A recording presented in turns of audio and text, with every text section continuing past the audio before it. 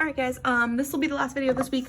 So last kind of topic, it's another one that has a lot of formulas, so I'm going to recommend you taking a screenshot of this picture right here or writing it down yourself or pausing, whatever it might be. This is how to find the lengths of chords, secants, and tangents. It's all based on what the picture has. The online is going to show you an equation. I have like a kind of other way I do it. So the first one is when you have two secants here, okay? The rule here is if you take the length from A and B, okay, so A times B will equal the exact same as C times D. So what I think about this is I say the part times the part of that whole line there equals the part times the part. Okay, so the equation I remember is part times part equals part times part, because it's a little bit easier to remember than kind of everything else. Another thing you could see is you could see a tangent and a secant line. Okay, this one you do the part that's on the outside, so A times the whole length, which is also A, equals the part that's on the outside, B, times the whole length, which is B plus C. I call this one my part times the whole thing equals part times the whole thing. Same as if you have two secant lines here. You take the part, the outside, times the whole thing equals the part that's on the outside equals the whole thing. So this makes a lot more sense once we actually have like some numbers and pictures to do it, I promise. I know it looks overwhelming at first. So here's my picture. You guys can take a picture of it, write it down. I would write down the part times part equals part times part, and the part times whole equals the part times whole. All right, here's our first problem here. All right, this one looks a lot like this one up here. So part times part equals part times part. Okay, so I'm looking at here, look at all my little parts I got. I'm trying to find, all right, this little part right here. Okay. All right, so I'm gonna start here. My first part is 28. 28 times, what's the other part of that line there? The other part of that line is 10.5. Equals my other line. The first part is 21. Times the second part, we don't know, so we're gonna call that X. All right, here we're gonna solve for X first. So I'm gonna do 28 times 10.5. 28 times 10.5 is 294 equals 21x. Divide both sides by 21. And I get 14. So instead of that x, I'm gonna plug in 14.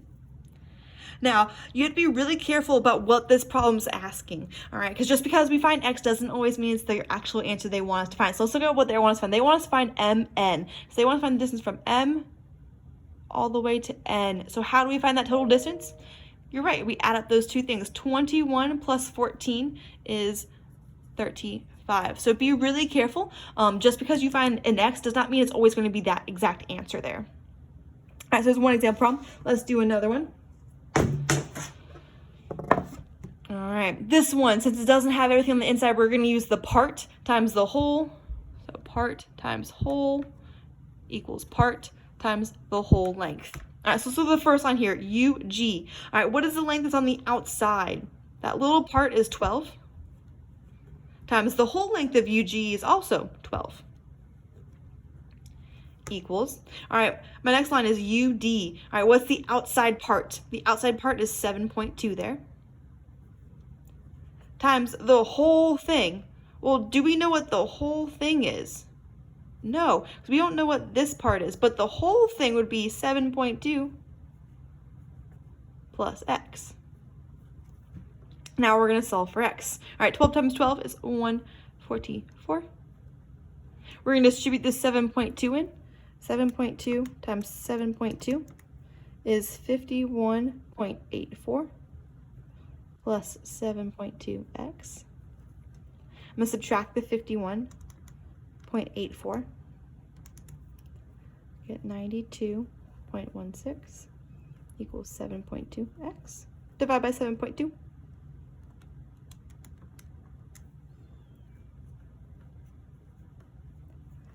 Okay, and I get that x is 12.8. So I'm going to do boop, boop. 12.8. But we have to double check. We don't know if that is what we actually wanted to find. They want us to find UD. So they want us to find the length of U to D. Well, we find that just by adding those two up. What is 7.2 plus 12.8? 20. Nice. Okay. Last one I'm going to do with you. All right, this one's got a lot going on here. So looking at this, we're going to use the part times whole equals part times whole. Oops, not x, whole. All right, so we're going to figure out what part we don't know here. All right, so let's see. We know that from v to z is 30. We don't know what z to x or z to w is, so I'm going to call that x there. We know that from here to here is 22.5. We know the whole thing is 60. Okay, so we can find this little piece if I did 60 minus 22.5. It's not needed, but we can do it anyways, 37.5.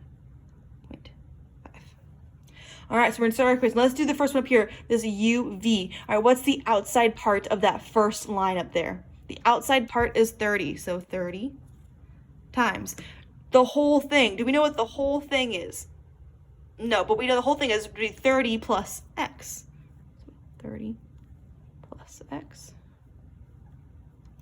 All right, here, the outside part of our second line is 22.5 times the whole length. We actually find out 22.5 plus 37.5 equals 60.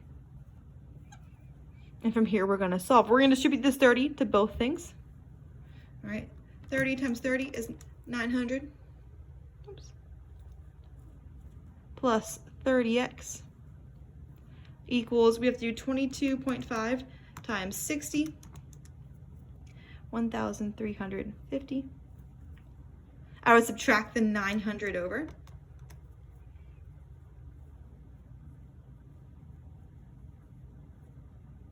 And then divide by 30. And